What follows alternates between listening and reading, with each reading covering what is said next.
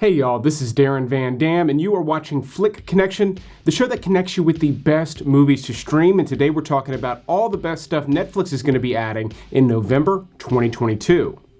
So in a highly unusual move on Netflix's part, they're going for quantity this month and quality. In my experience of doing this for years on the channel, they tend to do one or the other, but this month is packed with a ton of new stuff. In this video, we're going to be talking about over 30 movies, over 15 series, as well as a couple of specials and some other things like that. And most of them are brand spanking new. This video is sponsored by Every Plate, but first I want to tell you about everything they're going to be adding on November 1st.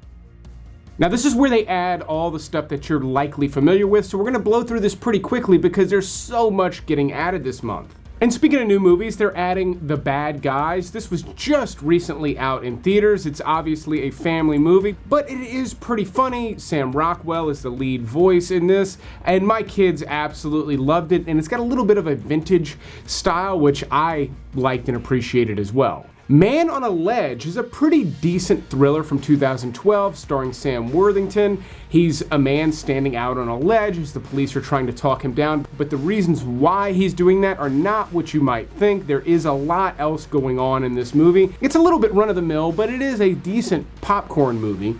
And I could say something similar for Mile 22 with Mark Wahlberg. This has got some good action in it. I just felt like the story overall was pretty thin. But if you just want to watch a prolonged shootout, Mile 22 is the one for you. They're also going to be adding Moneyball, which I think is a highly underrated movie. Yes, I know it was an award-winning movie, but still, this is a solid flick. Even if you have zero interest in baseball, there's plenty to love with this movie.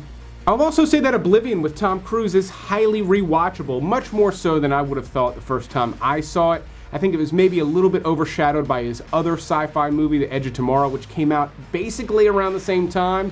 Yet Oblivion is still a really interesting PG-13 watch. Julianne Moore won an Academy Award for her portrayal in Still Alice. In this movie, she plays a woman who's going through the early stages of dementia. Apparently she does a killer job in this movie. I've yet to see it, but I'll be checking it out this month. And then Up in the Air is a really good George Clooney movie. This is from director Jason Reitman, who also did Juno and Thank You for Smoking, but I happen to think Up in the Air is maybe his best movie. They're also going to be adding an action movie from India called The Ghost. This looks like a wild ride. If you've yet to watch anything from India, I highly recommend checking out RRR, which is currently included with Netflix. But I've been on a bit of an Indian movie kick lately, so I'll be checking out The Ghost, and if I love it, I will let you know about it. Dolphin Tale is a really great family movie about a dolphin with an injury. They actually made two of these, but the first one gets added on the first. Other hits include The Little Rascals, Pink Panther 1 and 2, The Legend of Zorro, Notting Hill, The Bodyguard, and Training Day. King Kong ain't got shit on me! It's worth mentioning they're adding 3 seasons of Key and Peele on the first as well, which is not my favorite sketch comedy show, but it's certainly Comedy Central's best effort to replace Chappelle's Show. Why didn't you say it the first time I said Aaron? Because it's pronounced Aaron? Son of a... So hopefully my movie recommendations here on the channel help you save time and money, but another great time and money saver is today's sponsor, Every Plate. Every Plate lets you choose between 18 different meals that change every single week. They then deliver all of the ingredients directly to your door. But instead of buying in bulk like most of us do, Every Plate sends you exactly what you need to make these meals, which reduces the cost and reduces food waste. And not only does Every Plate allow you to choose exactly the meals you want, but you can swap out proteins and even add on extras like Vanilla Cheesecake Delight. I cooked 2 Every Plate meals just this week. They both took 30 minutes or less and turned out fantastic. This was an Asian beef and peppers dish that was so good. I actually made it twice. And then I also made pork tacos for the family that took just as long as your average taco night, and they tasted way better. And right now you can get your first box for just $1.49 per meal when you go to everyplate.com and use my code FLICK $149. And I'm someone who has used several of the other meal boxes that are out there, and I've always found them to be overpriced for what you get, but every plate offers delicious meals at a much lower price. So again, get your first box full of meals that are just $1.49 each when you go to everyplate.com and use the code FLICK149. It's a fantastic deal, but speaking of fantastic stuff, let's move on with the rest of the movies on this list. Okay, now we're back on the list, and we're going to go through the rest of November in chronological order, starting with November 2nd, where they add Killer Sally. This is a true crime docuseries on Sally McNeil, who was a bodybuilder who killed her bodybuilder husband. On the 3rd, they add one I'm particularly excited about. It's titled Blockbuster. Look, there's no easy way to say this. 7 more Blockbusters just closed. You're officially the last one on Earth. I don't love the pattern that's starting to emerge. Hello? Yes, Netflix is releasing a comedy show about the last Blockbuster. Now, there's a documentary that's actually about the last Blockbuster, but this is kind of a sitcom that takes place in the last Blockbuster in existence, and it should be really funny. This is from the same creators as Brooklyn Nine-Nine and Superstore, so it's got a lot going for it, and I could use a good 30-minute comedy to watch at night. I have tons of memories of the days of Blockbuster, and hopefully Netflix doesn't blow it with this one. Enola Holmes 2 gets added on the 4th. The first one is a Netflix original, is available to watch. This is not really one I recommend for adults, but for adolescent girls, this is just kind of a home run of a movie.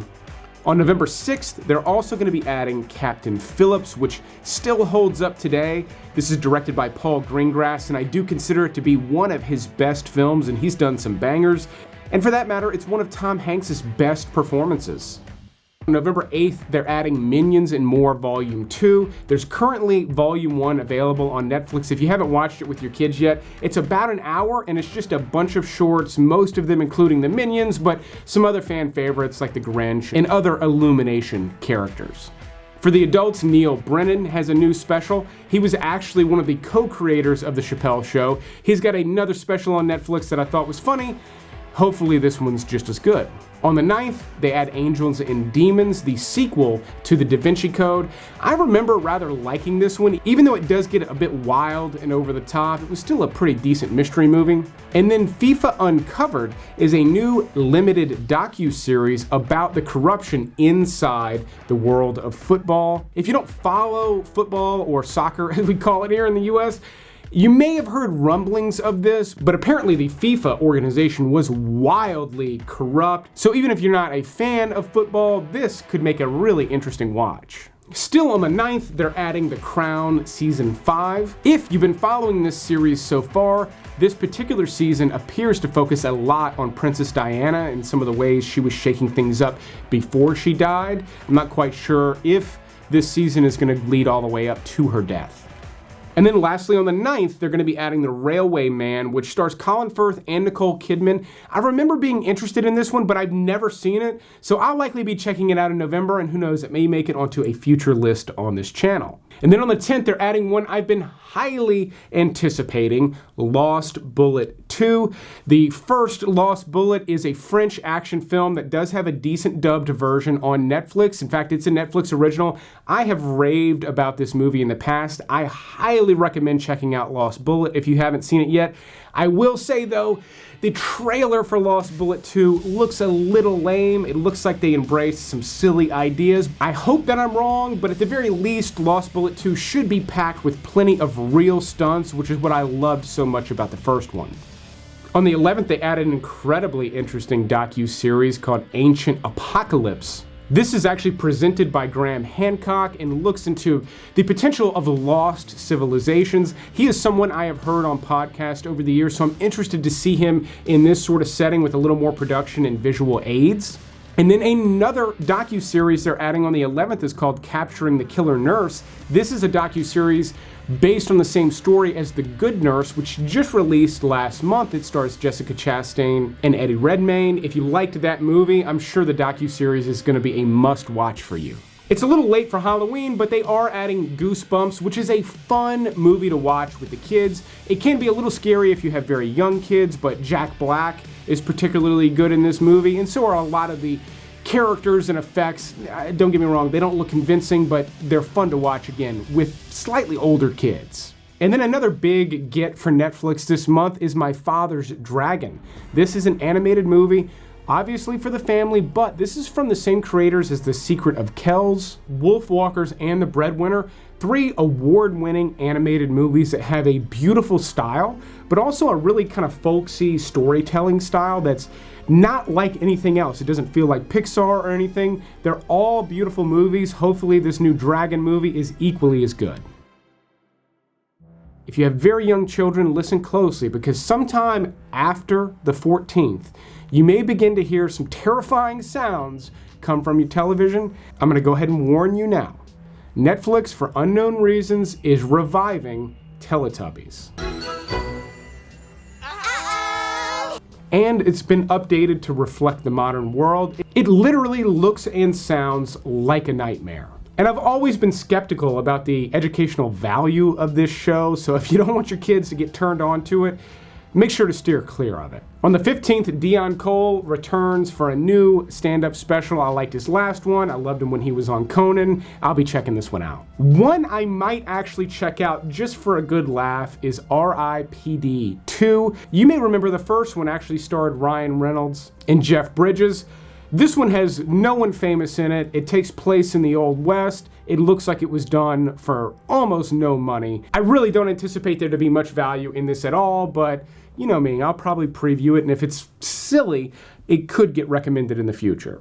And then the 16th adds another interesting film that is a big get for Netflix this month. It's called The Wonder, and it stars Florence Pugh, who is one of the hottest stars in Hollywood right now. I'm honestly surprised that this is a Netflix original, and what's even more interesting is she's actually observing a young girl who is claimed to not eat for months on end, so there's a bit of a supernatural slant, and the trailer really looks dynamite. But speaking of dynamite, my most anticipated project for the entire month, and it's a month, again, filled with bangers, is 1899.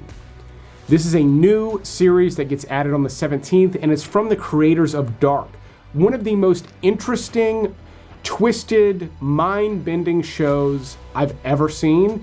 This not only takes place in 1899, but looks like it's got some Bermuda Triangle stuff going on. If it's anything like Dark, all of the twists and turns are incredibly clever, but also highly unusual and feel like something that could almost really happen. I cannot wait to sink my teeth into this one. It is foreign language, but the trailer is dubbed really well, and I anticipate this series to have a really good dubbed version too if you don't do well with subtitles.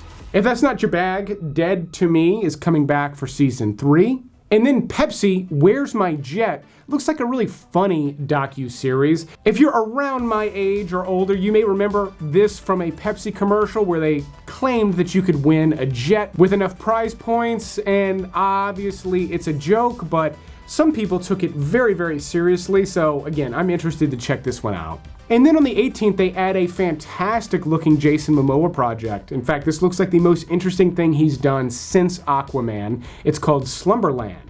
Now, obviously, this is another one for the family, but it looks absolutely dazzling. And if you're gonna watch it with the kids, I highly recommend getting the wife to watch too, because it looks like Momoa's got a little bit of a gut in this one. The Cuphead show comes back for season 3. I feel like season 2 just got added a couple months ago, but this is a really cool vintage cartoon that is great for older kids because there's the devil and some weird things in it. But even if you don't have kids, this could be a cool watch just because of the vintage vibe. It's done so well and looks so unique. The Great British Baking Show comes back to Netflix. I know it has a different name in England, but here that's what we call it. It's something my wife will be up watching while I'm fast asleep in the bed next to her. And then even though Trevor Noah just got fired from Comedy Central, he's got a huge Netflix special coming out. I've honestly never really thought he was funny. I'd much rather watch Neil Brennan or Dion Cole. Now, when I did a video telling you about everything getting added in October, a bunch of you were very mad that I didn't include the new Netflix original series Wednesday on that video. And the reason I didn't include it is because it comes out on November 23rd. Please excuse Wednesday. She's allergic to color. Oh, wow. What happens to you? I break out into hives and then the flesh peels off my bones. This is about Wednesday from the Addams Family, and even though most of the Addams Family is represented here, the series does focus on her, and it's produced by Tim Burton. While it does look a little bit Tim Burton-y, this is actually from the creators of Smallville, so I would expect it to feel a little bit more like their brand of retooling a beloved property, more so than it'll feel like a Tim Burton movie.